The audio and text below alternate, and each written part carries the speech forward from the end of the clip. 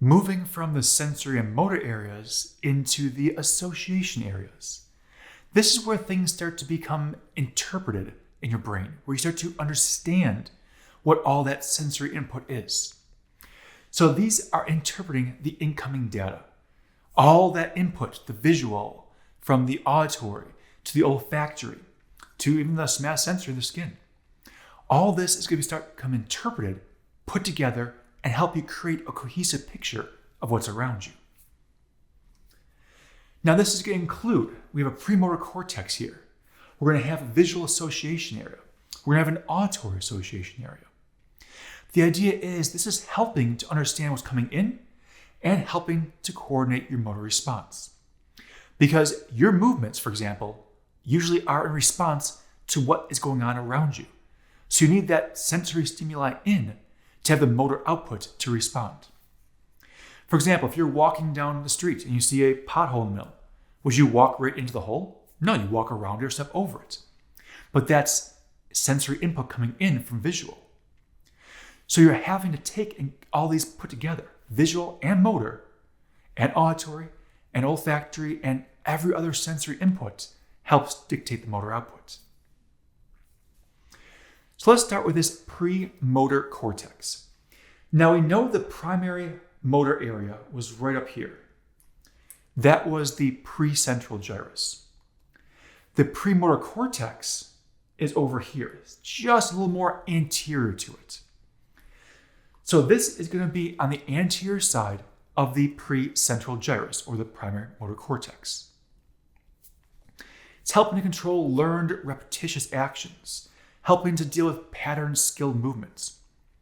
Kind of the same thing that your primary motor cortex was doing.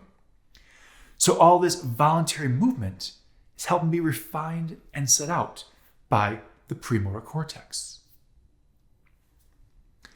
Visual association area.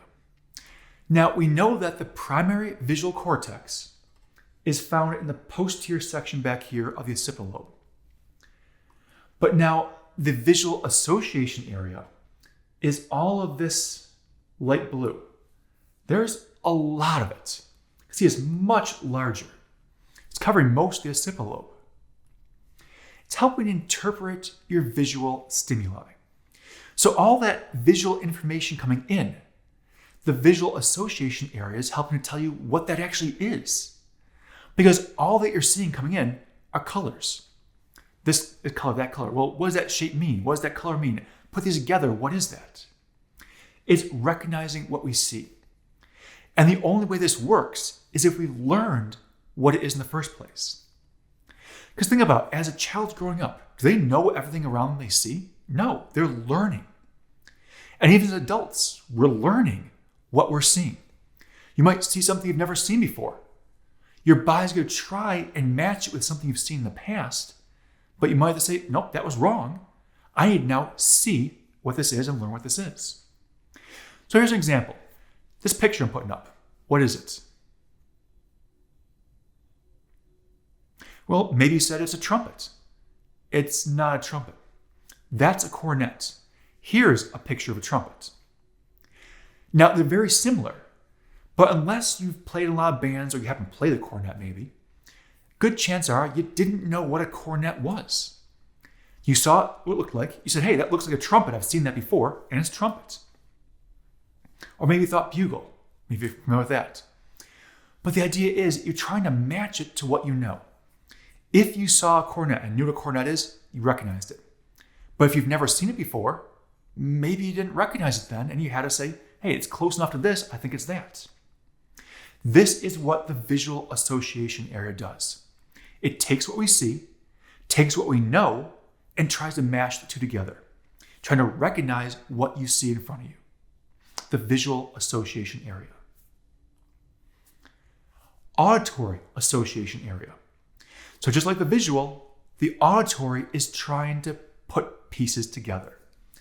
Now the auditory association area is looking at more up in here.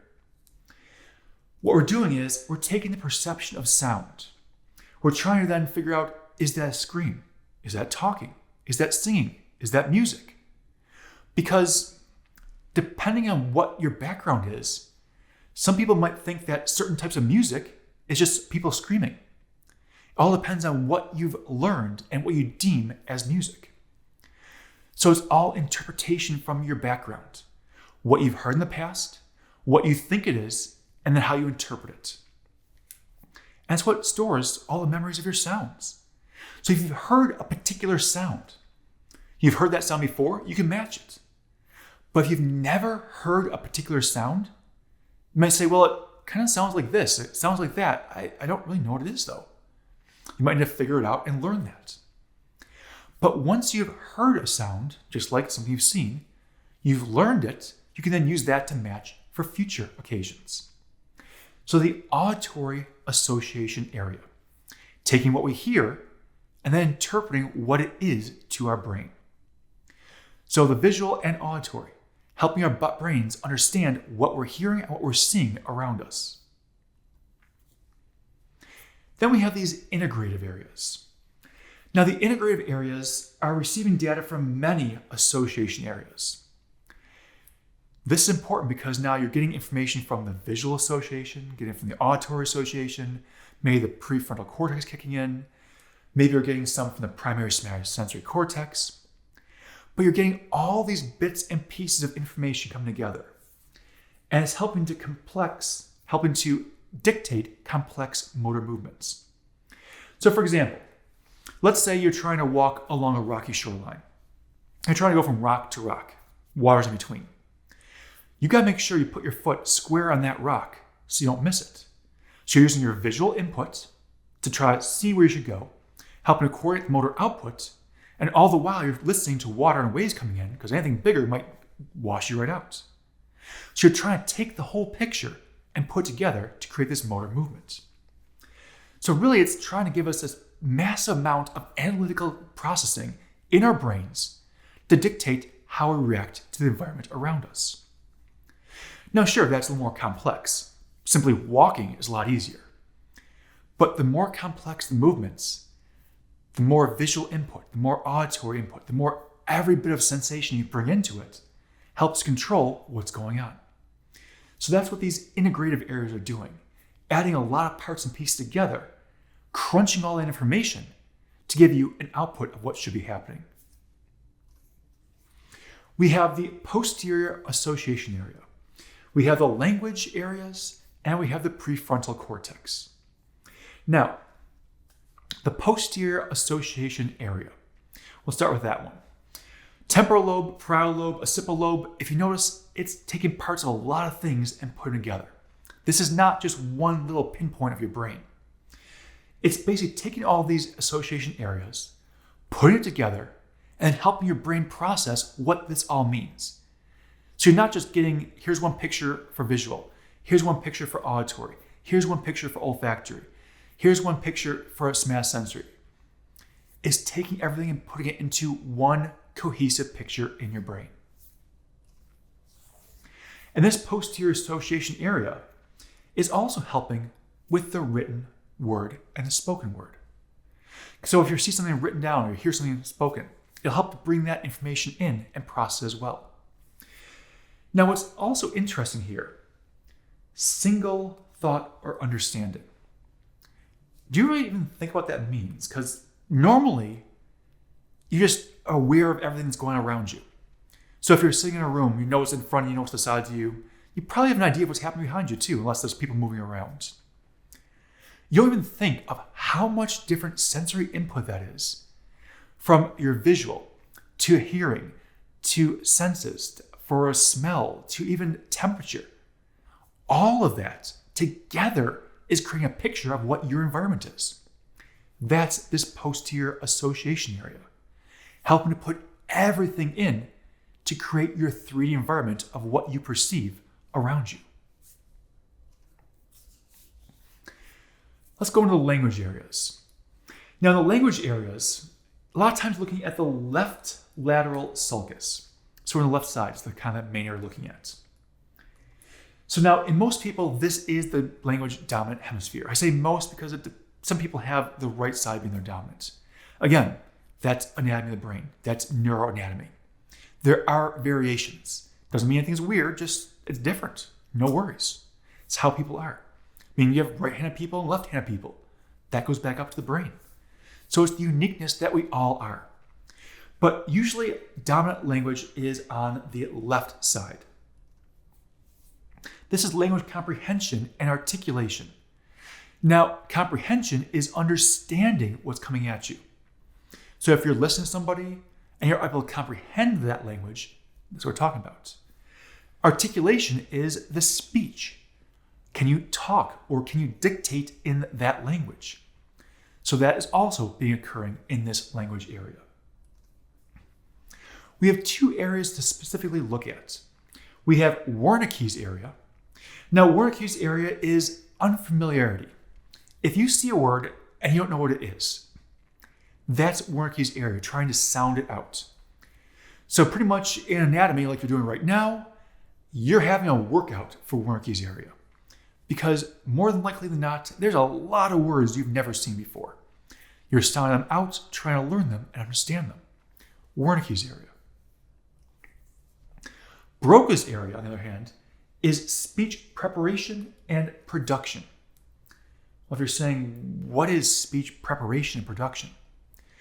Anytime you say anything, you say a word, a sound, you have to have air coming from your lungs past your vocal cords.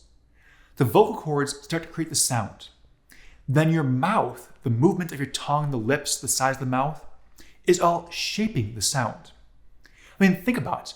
Try to talk without moving your lips or mouth. Everything's kind of like this. You can't think about it. And I'm still moving my tongue, but it just runs together. So this speech preparation and production is all the musculature that's used in moving the air and then shaping that sound to come out of your mouth. That's Broca's area.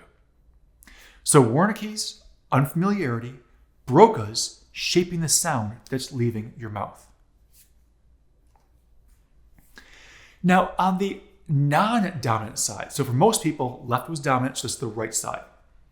But the non-dominant side is dealing with non-language. Dominant hemisphere is non-verbal communication. So if the left side is your dominant side, the right side is your non-dominant, that's non-verbal communication. You're saying, well, hold on. Non-verbal communication? Yeah. Think about facial expressions, hand gestures. What happens to the eyebrows? What happens to the eyes? How are the hands moving? What's the body posture? Those are all non-verbal types of communication. You're still interpreting it. Because the words coming out of somebody's mouth might sound friendly, but if their body's really tense and their arms are crossed, they've got a stern look, you might not be thinking they're actually that friendly at that moment or that happy at that moment, even though the words are happy coming out. So there's different cues, different aspects here. So the non-dominant side is usually the nonverbal.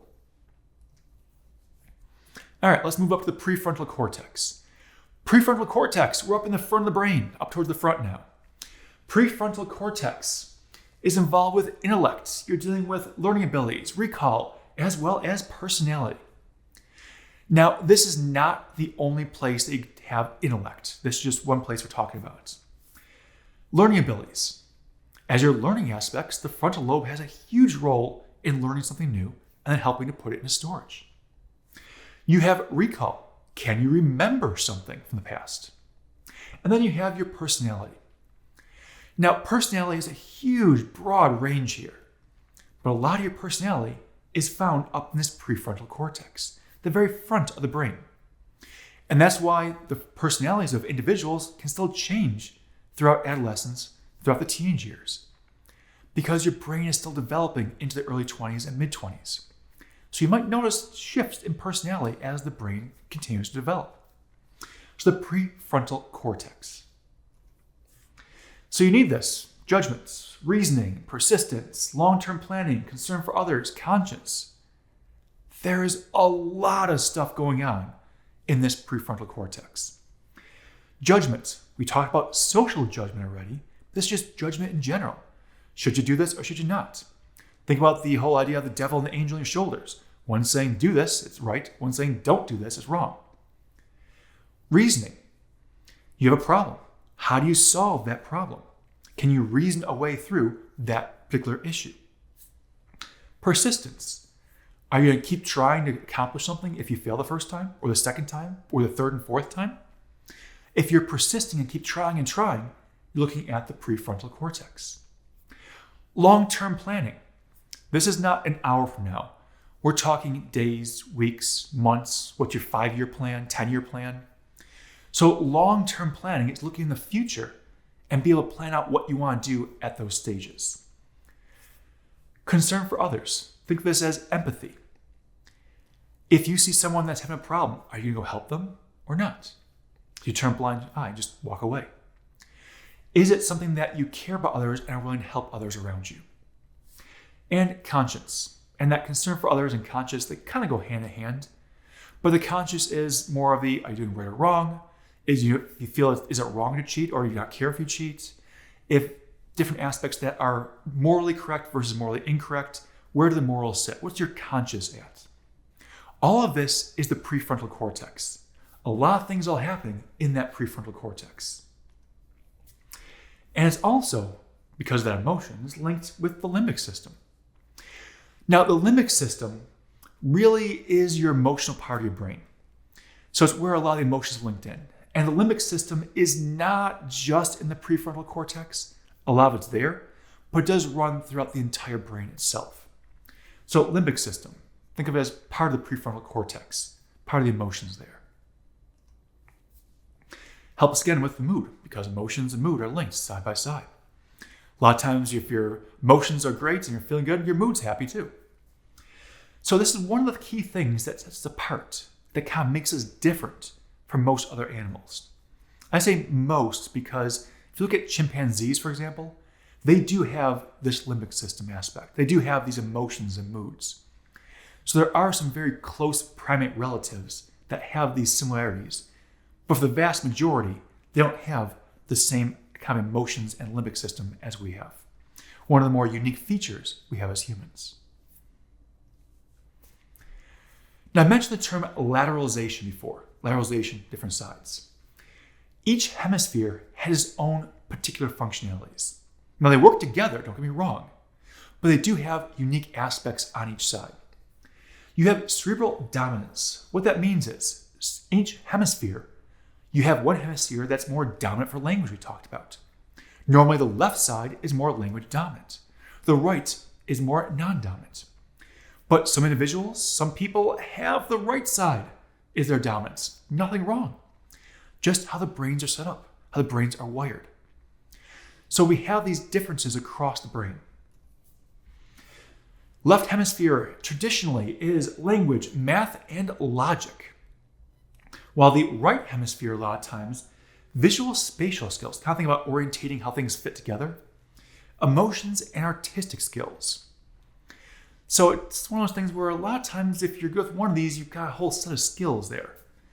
But sometimes you have individuals that pick and choose. They're great with something from the left and something from the right. It all depends on that person's background and how their brain's working. Some individuals are amazing at math and then great at artistic also.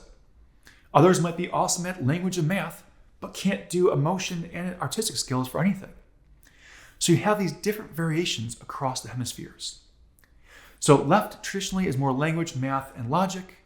Right is traditionally more visual, spatial, emotion, and artistic. So some ideas about the different cerebral hemispheres and how parts and pieces are working.